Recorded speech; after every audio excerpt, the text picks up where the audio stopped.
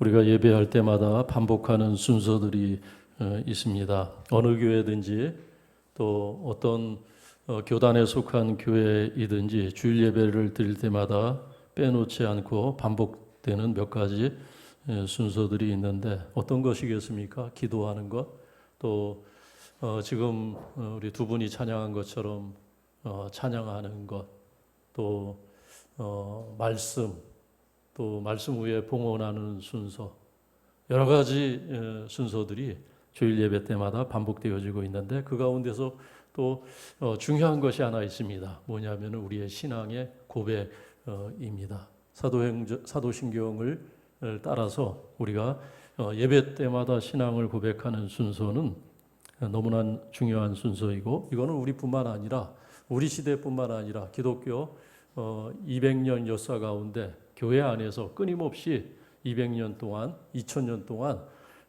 고백되어 온 신앙의 고백이기 때문에 우리 기독교의 역사가 담겨 있는 그런 신앙 고백이라고 할 수가 있습니다. 우리는 신앙 고백을 통해서 우리가 하나님을 믿는 것과 예수 그리스도를 믿는 것과 또 성령의 역사를 믿으며 또 교회가 주님의 몸된 교회이고 또 그 안에 하나님의 거룩하심과 은혜와 소망이 있음을 우리는 고백을 하는 것입니다. 아시는 것처럼 사도행전은 그렇게 시작되고 있습니다. 나는 하나님을 믿습니다.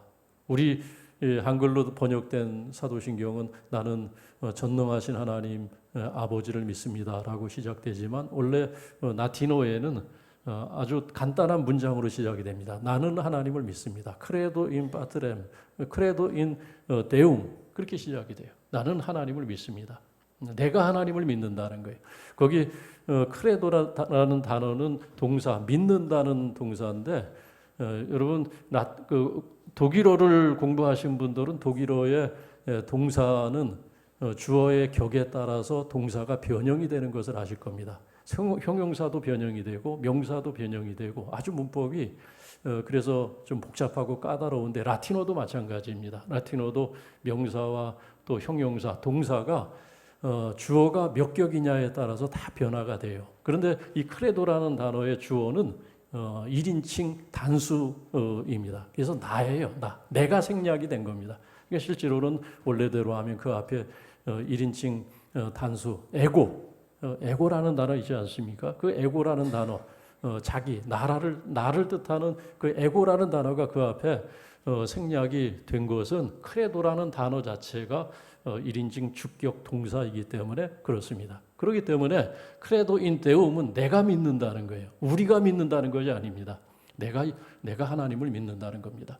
우리가 그리스도인 되고 교회의 일원이 된 것, 우리가 정말 내가 신앙인이 되었다고 하는 것, 내가 교회의 일원이 되고 구원을 받았다고 하는 것은 그 그리스도인됨의 조건이 어디 있겠습니까? 유일한 조건은 내가 하나님을 믿는 그 믿음에 있습니다. 내 부모가 믿는 것이 중요한 것이 아닙니다.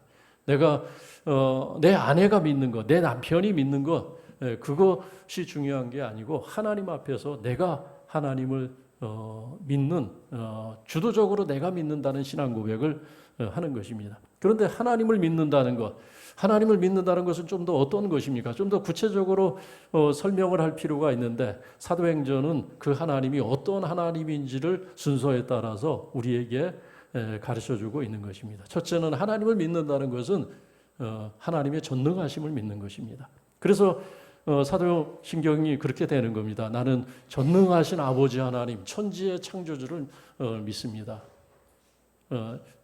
여러분 지하의 카페에 가면은 보셨을 겁니다. 벽면에 그 앞에 벽면에 라틴어 한 문장이 거기 새겨져 있는데 거기 바로 그 말이 적혀져 있는 거예요. 그래서 오늘 굳이 설교의 제목을 라틴어 원문 그대로 적어놓은 것은 분당 영지교회 성도님들은 그 말이 익숙할 거라 제가 생각을 해서 그냥 그대로 크레도 인 데움, 그리고 그 다음에 붙는 수식어가 뭐냐면은 파트렘 옴니포텐템 이렇게 붙어요. 그게 뭐냐면 전능하신 하나님을 믿는다는 거예요. 그냥 하나님을 믿는다는 겁니다. 여러분 우리가 믿는 하나님은 어떤 분이냐? 우리가 그 하나님에 대해서 생각할 때 그 하나님의 속성에 대해서 우리가 생각할 때 가장 중요한 것은 무엇이겠습니까? 하나님의 사랑, 또 하나님의 지혜, 하나님의 지식, 하나님의 편재, 하나님이 모든 곳에 임재하시는 하나님의 편재, 그것보다 더 중요한 것이 있습니다. 하나님의 섭리, 하나님의 은혜, 그 모든 것보다 더 중요하고 선행되는 것이 있는데 그것은 뭐냐면 하나님의 능력입니다. 하나님의 전능하심입니다. 하나님의 전능하심이 있기 때문에 하나님의 사랑도 의미가 있는 것입니다. 하나님의 전능하심이 있기 때문에 하나님의 지혜와 하나님의 거룩하심도 의미가 있는 것입니다. 여러분, 하나님의 사랑이 없다면 어떻게 하나님의 창조가 가능하겠습니까? 하나님의 창조의 이야기는 결국 하나님의 전능하심이 선행되어 있기 때문에 가능한 일입니다. 아무것도 없는 가운데서 하나님께서 지으셨어요. 아무것도 존재하지 않고 혼돈만 있는 이 우주 공간에 하나님께서 하늘을 지으시고 땅을 지으시고 물을 내시고 그리고 땅 위에 식물을 내시고 말씀으로만 생명 있는 것들을 지으신 하나님의 창조의 이야기는 하나님의 전능하심을 우리에게 드러내고 있는 것입니다. 하나님께서 이스라엘 백성들을 애굽의 종되었던 데에서 애굽의 그 압제에서 폭정에서 이끌어내시고 그리고 물이 철철 흘러넘치는 그 홍해를 가르시고 홍해를 마른 땅처럼 주의 백성들을 건너가게 하셨다는 거예요. 어떻게 그런 일이 가능하겠습니까? 근데 하나님은 하신다는 거예요. 왜냐하면 하나님은 전능하신 분이기 때문에. 이스라엘의 역사, 이스라엘의 전쟁사, 이스라엘 그 백성들이 수많은 전쟁을 겪으면서 살아온 저들의 역사, 그 작은 백성, 그 적은 백성의 수로 그 많은 나라들을 상대하면서 저들의 나라가 이스라엘 역사가 유지되어 온 이스라엘 백성들의 역사는 하나님의 전능하심이 전제되었기 때문에 가능한 역사였습니다. 어떻게 기드온의 300명의 용사가 미디안의 그 수만의 그 적군을 상대해서 이길 수가 있겠습니까? 어떻게 블레셋을 상대해서 이길 수가 있고 어떻게 아수르와 또 바벨론의 도전 앞에서 물론 무너지기도 하고 또 고난을 겪기도 했지만 그러나 결국은 바벨론이라고 하는 제국은 역사에 그냥 돌무더기만 남기고 사라졌지만은 이스라엘이라고 하는 그 손바닥만한 작은 나라가 현존하는 것, 그것은 하나님의 능력이 있었기 때문에 자기 백성을 구원하시고 자기 백성을 승리케 하시는 하나님의 능력이 선행되었기 때문에 가능한 이야기라고 할 수가 있습니다.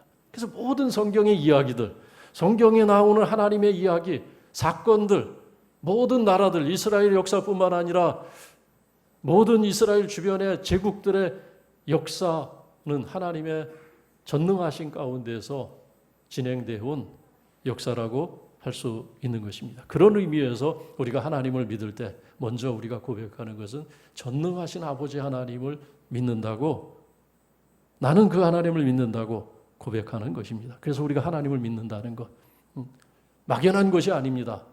그것은 분명하게 그 안에는 내용이 있는데 그 내용은 뭐냐면 하나님이 전능하신 하나님으로 믿는 거예요. 그냥 하나님이 아닙니다. 전능하신 하나님으로 믿지 않는다면 우리의 믿음이 무슨 능력이 있고 무슨 권세가 있고 우리에게 어떤 희망을 줄 수 있겠습니까? 우리는 전능하신 하나님을 믿는 것입니다. 로마서 4장 16절 말씀에 보면 이런 말씀이 있어요. 아브라함은 하나님 앞에서 우리 모두의 조상이니라. 아브라함이 우리 조상이래요.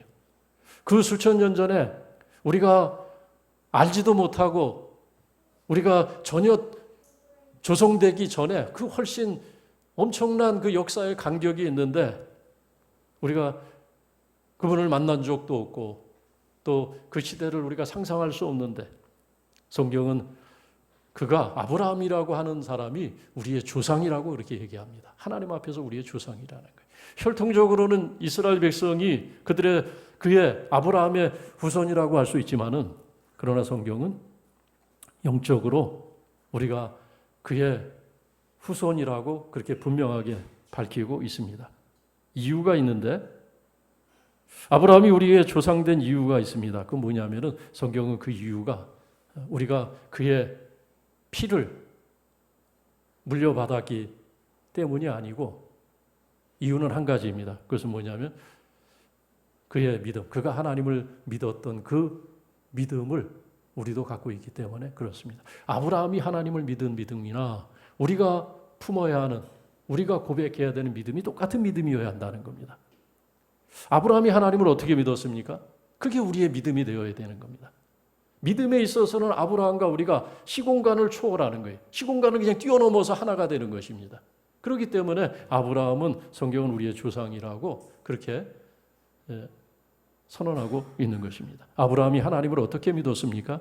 성경은 이렇게 말씀하고 있습니다. 로마서 4장 말씀 보면 그가 우리의 조상이라고 그렇게 밝히면서 저가 하나님의 약속을 받았을 때 주의 천사가 그와 그 아내에게 나타나서 때가 되면 내 아내에게 아들이 있으리라, 그런 약속을 어느 날 받게 됩니다. 그 약속 앞에서 사라는 자기의 상태와 자기의 나이 많음을 먼저 보면서 그 말을 듣고 그는 속으로 웃었다는 거예요. 어떻게 그런 일이 있겠나?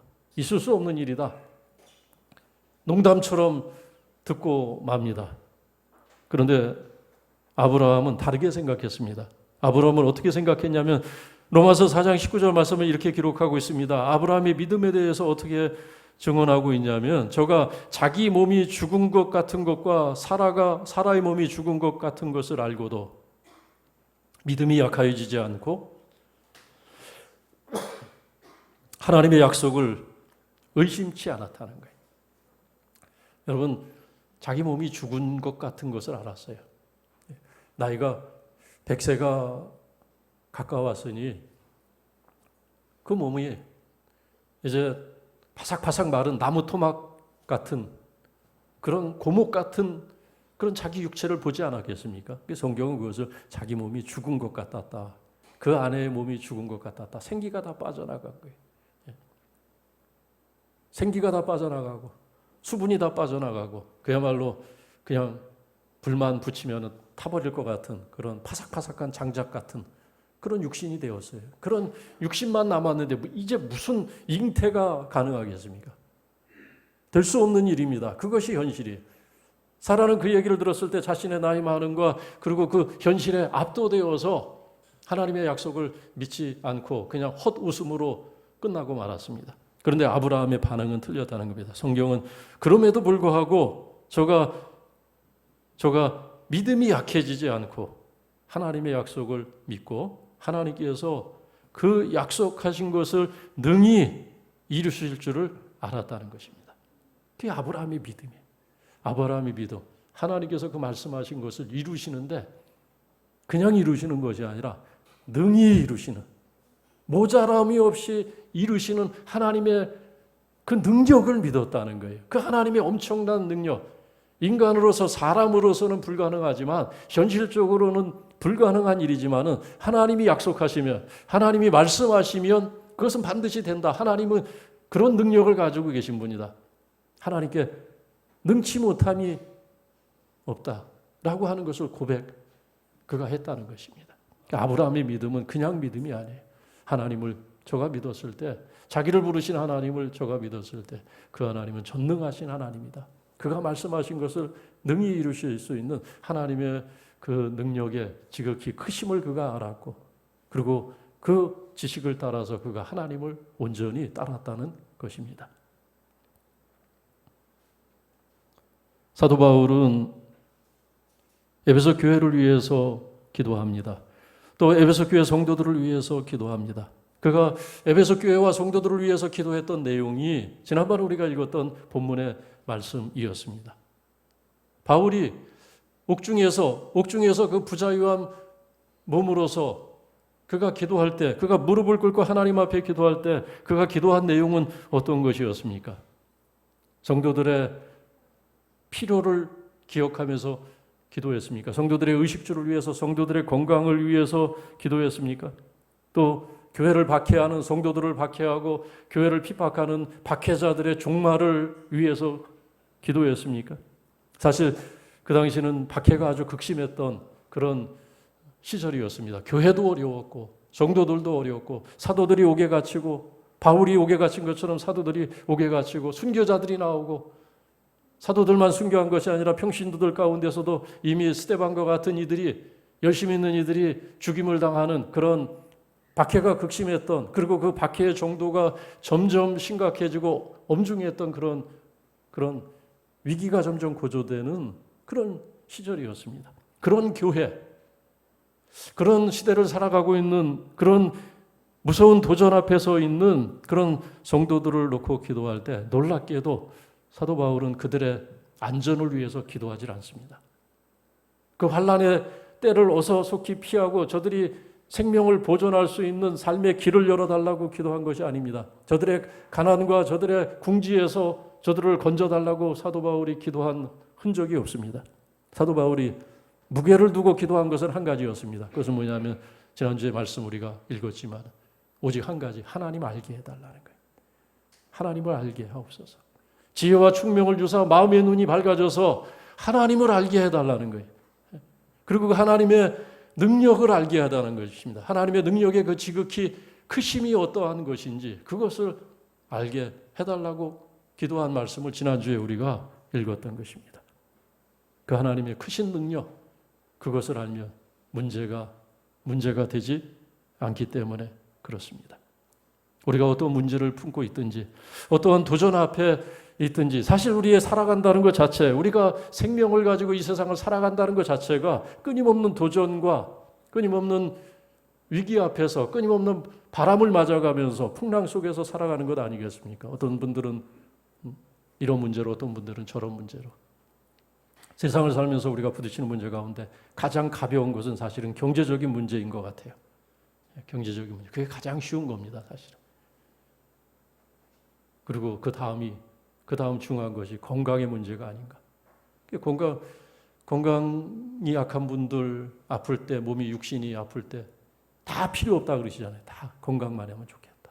그러니까 돈 문제로 어려움 당하는 건 가장 사실 약한 거예요. 가장 쉬운 겁니다. 그리고 건강보다도 또 더 어려운 문제들이 있어요, 사실. 더 우리의 인생을 고달프게 하고 괴롭게 하고 밤잠을 설치게 하는 그런 문제들이 얼마나 많습니까? 우리는 끊임없는 문제와 도전 속에서 산 넘어 산이라고 하나의 문제가 해결되면 또 다른 문제 앞에 우리 모두는 풍랑 앞에서 그 풍랑을 마주보면서 사실 살아가고 있는 인생입니다. 그렇기 때문에 바울은 지금 현재 눈앞에 보이는 그 문제를 놓고 기도하는 것이 아니라 우리가 어떠한 문제를 만나든 어떠한 시련을 겪고 있든 그 모든 문제에 대항할 수 있는 그 문제를 뛰어넘어서 우리의 마음의 평강과 또 소망을 붙들 수 있는 근본적인 문제, 그것을 놓고 기도했던 것입니다. 그 비밀이 무엇입니까? 그것은 바로 하나님을 아는 것입니다. 하나님의 전능하심을 아는 것.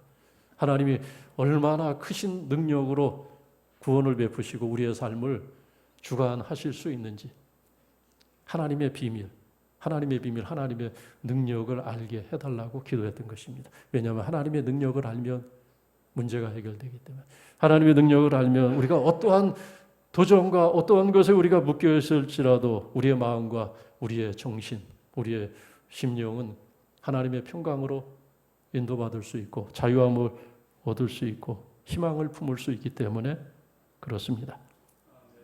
성경은 하나님의 능력, 하나님의 전능하심을 끊임없이 드러내고 있습니다. 성경의 모든 사건들이 하나님에 관한 이야기이고 그리고 하나님의 전능하심을 나타내고 있습니다.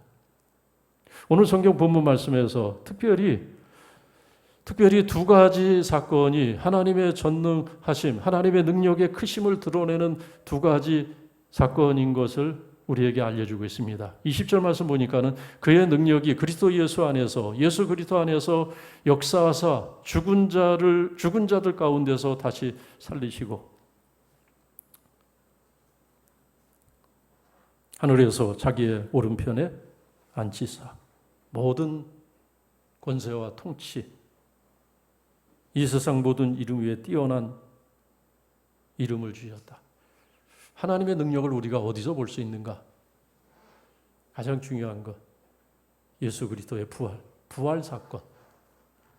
사도들이 보았고 성도들이 목격했던 부활하신 예수 그리스도.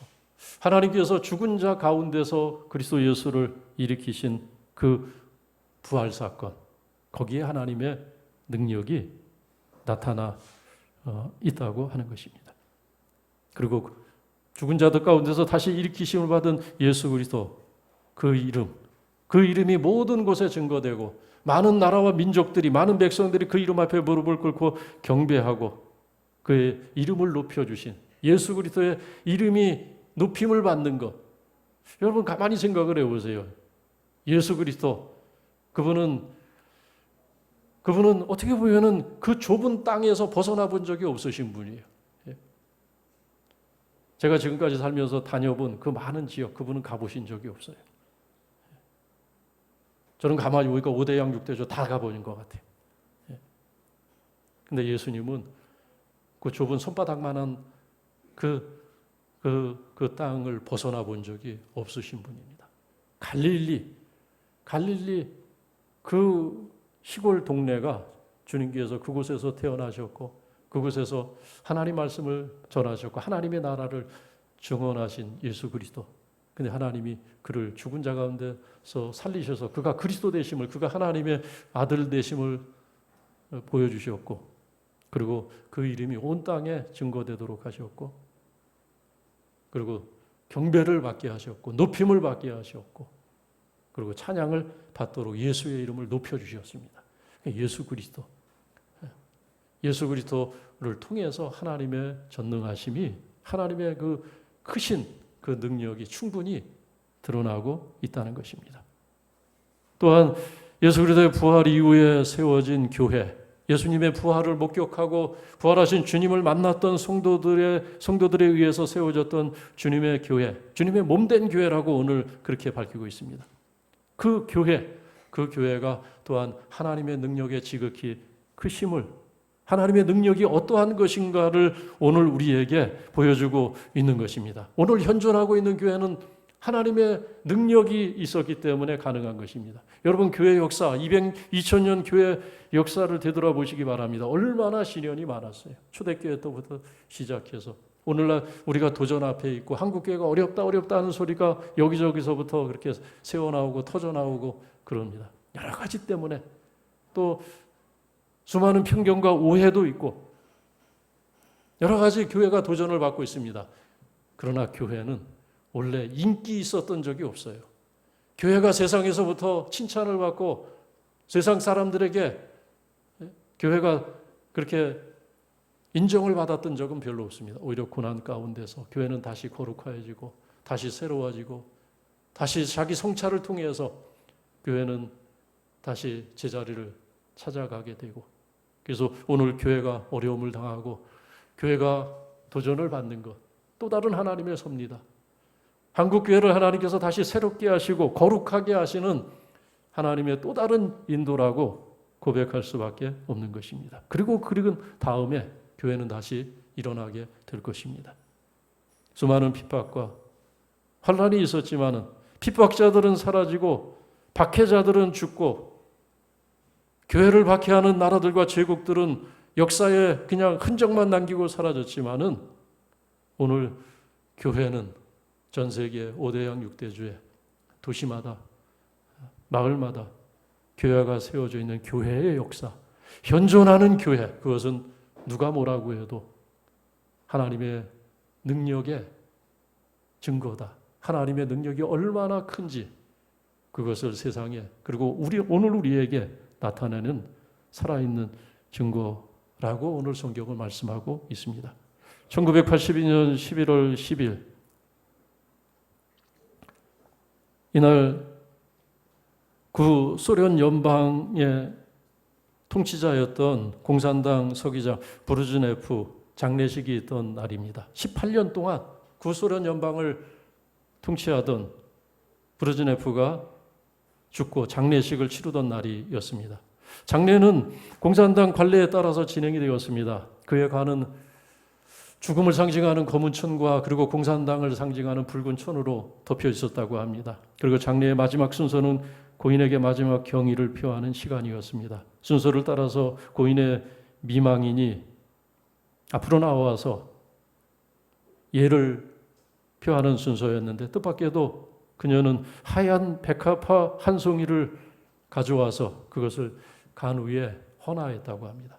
근데 그것은 순서에 없는 그런 일이었기 때문에 간부들이 당황하고 사람들이 의아해 할 때 그녀는 한 송이 그 하얀 백합화를 관 위에 헌화한 다음에 그 관 앞에 무릎을 꿇고 앉아서 기도를 하는 거예요. 간부들이, 고위 관료들이 놀랄 수밖에 없는 것입니다. 또 기도를 한참 하고 나서는 일어나서 이마와 가슴에 성모를 긋더라 하는 거예요. 다들 놀라고 당황하고 그 다음 어떤 일이 벌어질지 누가 제재하고 나설지 다들 긴장이 고조될 수밖에 없었던 겁니다. 왜 그러냐면은 브레즈네프가 권력을 장악하고 그 이전에 스탈린이 권력을 장악하고 레닌이 권력을 장악하고 났을 때 혁명을 하고 났을 때 1917년 러시아에서 볼셰비키 혁명, 공산주의 혁명이 성공하고 났을 때 교회는 그야말로 바벨론 포로 시기와 같은 그런 아주 어려운 그런 시절이 시작이 되었습니다. 교회가 폐쇄되고 성직자들이 숙청이 되고 성직자들이 총살을 당하고 교회 중직자들이 숙청이 되고 교회가 다 불살라지고 허물어지고 폐쇄가 되었습니다. 그리고 브레즈네프는 하나님이 없다고 신이 없다고 선언하고 더 이상 러시아 땅에는 교회가 더 이상 존재하지 않는다고 그렇게 선언하고 오랫동안 교회 말살 정책을 펼쳐왔던 것입니다. 그런데 공산당 그 수장의 아내의 마음속에는 여전히 신앙이 살아 있었던 것입니다. 당시에 이 장례식에 각국의 대표들이 참석을 했는데 미국의 대표로 당시 미국의 부통령이었던 조지 부시 대통령이 참석을 하였습니다. 그는 독실한 기독교 신자였습니다. 그는 자서전에서 그날의 경험을 이렇게 기록을 하고 있습니다. 그 아내가 미망인이 백합화 한 송이를 헌화하고 무릎을 꿇고 앉아서 기도하고 성호를 그었을 때 그녀가 성호를 그어서 뜻밖에도 거기 장례에 참석한 또 많은 사람들이 그녀를 따라서 이마와 가슴에 십자가를 그렸다는 거예요. 그 모습을 지켜봤던 조지 부시 대통령은 자서전에 이렇게 기록하고 있습니다. 나는 공산당이 지배하는 소련 땅에서 교회는 사라지고 기독교인은 다 사라진 것으로 알았는데 그때 그 장례식장에서 부활신앙이 러시아 땅에서 부활하고 있는 것을 목격할 수 있었다. 부활신앙이 부활하고 있는 것을 목격했다는 거예요. 장례식장에서. 그 미망인의 기도하는 모습 속에서 그리고 그 장례식에 참석했던 그 사람들이 그 미망인을 따라 함께 다 성호를 긋는 그 모습 속에서 신앙이 그 땅에 사라지지 않고 살아있음을 볼 수 있었다고 기록하고 있습니다. 러시아 블라디보스톡 가장 높은 언덕이 하나 있습니다. 그 언덕에 올라가면은 러시아의 가장 막강하다고 자랑하는 극동 함대가 그 바다에 정박해 있는 그 바다를 내려다볼 수 있는 가장 높은 언덕 그 위에 동상이 하나 세워져 있어요. 그 동상의 주인공은 누구냐면 9세기에 처음 러시아 땅에 발을 디뎠던 두 선교사의 동상입니다. 9세기에 그 이전에는 이 러시아 땅에 이 슬라브 민족에게 복음이 전하지 않았어요. 9세기가 되어서야 그들이 처음 그 땅에 발을 딛고 그곳에 와서 성경을 번역하고 그리고 그들이 번역한 그 성경이 결국 러시아 언어의 기원이 돼요. 러시아 언어는 그렇게 오래되지 않았어요. 그 두 선교사가 자기 키보다도 훨씬 큰 그 십자가를 붙들고 있는 그런 동상입니다. 그 바다를 내려다보고 있는 동상입니다. 아마 블라디보스톡을 방문하신 분들은 그곳에 가본 적이 있을 겁니다. 관광객만 가는 것이 아니라 더 많은 현지 주민들이 러시아 사람들이 그곳에 방문을 하고 그곳에서 그 선교사의 업적이 적혀 있는 안내판을 읽고 그리고 그곳에서 성호를 긋는 모습을 어렵지 않게 볼 수가 있습니다. 공산당은 교회를 핍박을 하고 성도들을 핍박을 하고 성직자들을 다 숙청해서 죽이고 이제 더 이상 러시아 땅에는 교회가 없다. 신이 죽었다. 그렇게 오래전에 선언을 하고 자신들의 성공을 자랑하였지만 그게 그렇게 되질 않았다는 거예요. 공산주의는 무너졌습니다. 공산주의 국가는 무너졌어요. 아직도 버티고 있는 나라들이 있지만 그러나 얼마 가겠습니까?